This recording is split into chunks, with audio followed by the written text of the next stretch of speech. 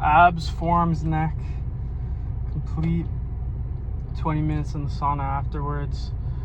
Oh, second day of the summer protocol. I'll throw up a clip from yesterday because that was the day of the first run. First one. Oh fuck. First run down. I throw it up somewhere over there. Oh, it's only the beginning. It's only the beginning of the transformation, baby. Let's go. But yeah, thankfully my legs aren't that sore because I've been making sure I get my cardio in, my steps in, so my legs were able to, withstand some of the adaptation that I created from that workout, and that perfectly leads into what I wanted to speak about regarding how adaptation is the main stimulus for growth. It is the main lever that you should be pulling if you are trying to force your body to grow in the ways that you want it to grow. Of course, relative to, muscle endurance, whatever it is you're pursuing. And so personally, as of lately, I've been trying to be more intentional about creating adaptation within, my training, my dieting, all of that. And I'm pulling 3 levers in terms of my nutrition, my training, and fasting. Those 3 things. And so I'm just going to explain why I decided that adaptation was the thing I really want to focus on in terms of this protocol. Because something that I've been learning a lot about lately is the idea of metabolic flexibility. And so this is going to relate more to dieting and nutrition. So I'll touch on that first.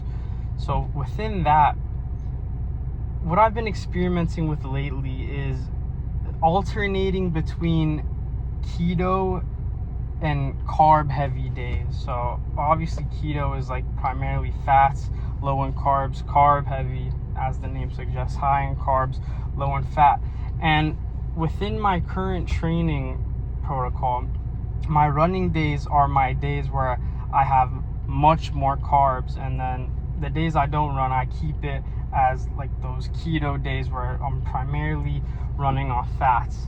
And the reason I do that is because I'm forcing my body to alternate between these energy sources, because of course the 2 primary energy sources your body uses is carbs or fats, sugars or fatty acids.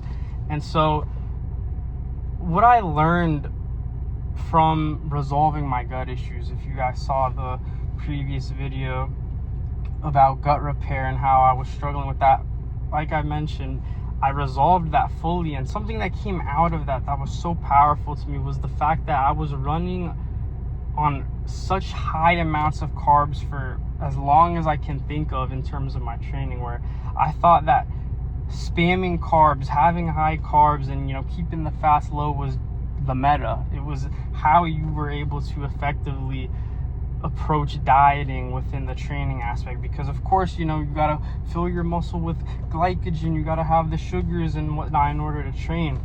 But in experimenting recently with keto and lowering the carbs, because now it's like I basically have less than 50 grams of carbs on the days that I don't actively prioritize carbs.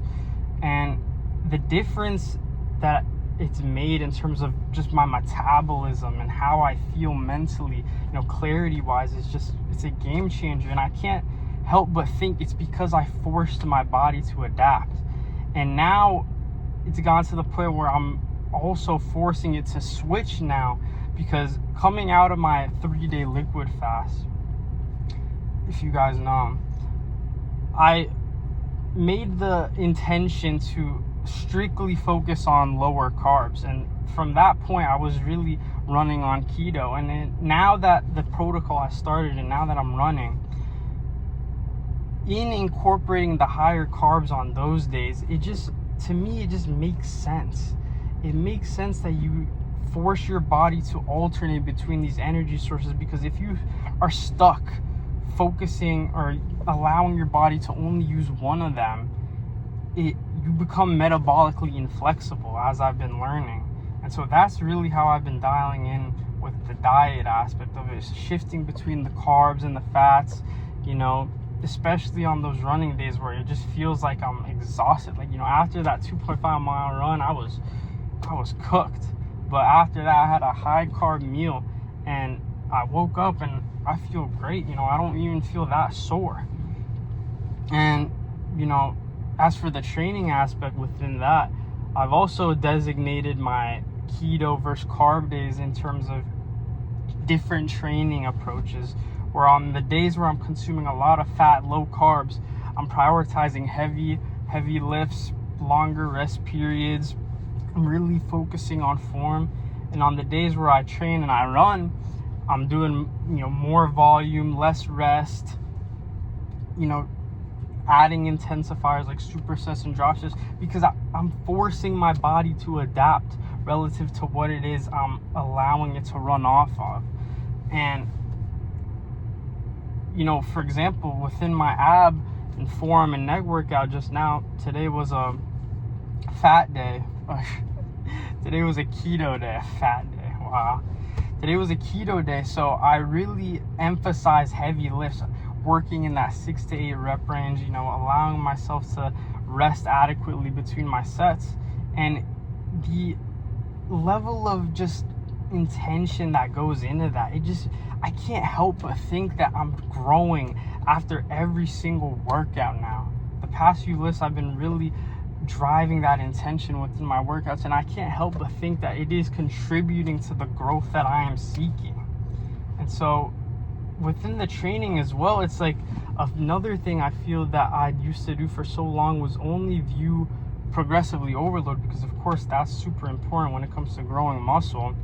But I used to only view it as this thing of only focusing on either the weight or reps. But now I'm beginning to understand that there's so many ways to force your body to adapt. There's so many ways to create those adaptations, whether it be changing the tempo, whether it be prioritizing the contraction, either, you know, lowering the eccentric, slowing it down, lowering or slowing down the concentric. There's so many things, there's so many levers you can pull within that. And I can't help but think that that is why I feel as though I've plateaued for a while now within my physique. And that's why I wanted to embark on this transformation, to really push the limits. And I acknowledge that adaptation is the key. Adaptation is the ticket to that. It is the ticket. And of course, within the last thing, in terms of the fasting, another thing that I stopped doing was eating 4 meals a day and having them closer together. And instead I dropped it to 3 days, or I dropped it to 3 meals within the day. And now I practice intermittent fasting, where I try and finish my last meal a couple hours before bed, and I fast overnight, of course, and then I wait a few hours in the morning to eat. So last night I had my last meal. Honestly, I had it a little bit later than intended, but I had it around like 8ish. But right now it's 10 a.m. I'm gonna go home and get my first meal. So that's about a 14-hour fast right there, right? And before that, there were days where I would wake up and within the first hour I was eating. And I can't help but think as well that in depriving your body, you know, allowing your body to sit in that catabolic state, even though it sounds counterintuitive, I can't help but think that that is what allows your body to recover, repair itself, and thus aid within the process of growth, within muscle growth. Like, I feel like you have to shift between these periods of being in an anabolic state, feasting, eating, and then also fasting, depriving yourself, in order to reap the benefits of both effectively. And it's just, the name of the game is adaptation, man, as I've been learning about. And one more thing within the diet that I forgot to mention is that I'm also forcing myself to eat different foods, to constantly be eating different foods, because the main idea with prioritizing an adaptation for me is because I feel like when you keep things stagnant, when you keep things continuous, that is how you plateau. That is when you stop getting the gains. That is when you stop the growth. The growth stops. And so as for, obviously I touched on the training, but within diet, now I'm forcing myself to eat like different things every single day, instead of having the same meals that, you know, all the bodybuilders do, all the people that are really into the gym do, for the sake of, you know, tracking the macros, making it easy and convenient. But I acknowledge that I just want to eat the foods that I want to eat within the moment, instead of having the same things every day. Like, if, for example, yesterday I had a protein shake with some collagen and then just a bunch of fruit because it was my carb day for breakfast. But today, obviously, it's a keto day, so it's a bit different. And now I'm gonna have, you know, some burgers, some 80-20 patties with some eggs, some avocados, some, you know, maybe some milk along with that. And then the next time I have a keto day, then I'm gonna change it up again. I'm not gonna eat the same breakfast. I'm gonna switch things up. Maybe I'll have a sausage, you know, maybe I'll have another protein shake, maybe I'll have, you know, some whatever. It's just changing things up constantly. I can't help but think that that is how you grow. That is forcing your body to grow through adaptation. Because when you think about just human history, how we've evolved into what we are now, it came through adaptation. It was these external things that were placed upon, you know, those, our ancestors, that forced them to adapt, forced their bodies to make certain changes in order to ensure the survival of our species. And so what different is it in the now, where we obviously need to force adaptation? If we want our bodies to change, if we want to force them to grow, then we need to give them a reason to. It's that simple. I can't help but think it's that simple when it comes to creating the physique you want, developing yourself physically in that manner, where it just comes down to adaptation. And obviously, you know, personally for me, I'm pulling those three levers of diet, training, and fasting. So if you resonate with that, you know, maybe you could pick one of those, all three, whatever you want. But I can't help but think, you know, experiment with that for yourself, where for a week you tell yourself you're not going to eat the same meals. You're going to constantly switch it up. Maybe for your training, some days you're going to train higher reps, more volume, and the other days you're going to train lower reps, heavier weight. You know, maybe you're going to experiment with some fasting. Maybe you wake up and you delay your breakfast a bit, or you eat that last meal a little bit earlier than usual. Whatever it may be, just, you know, experiment with that, sit with that, because I think adaptation it's just the key.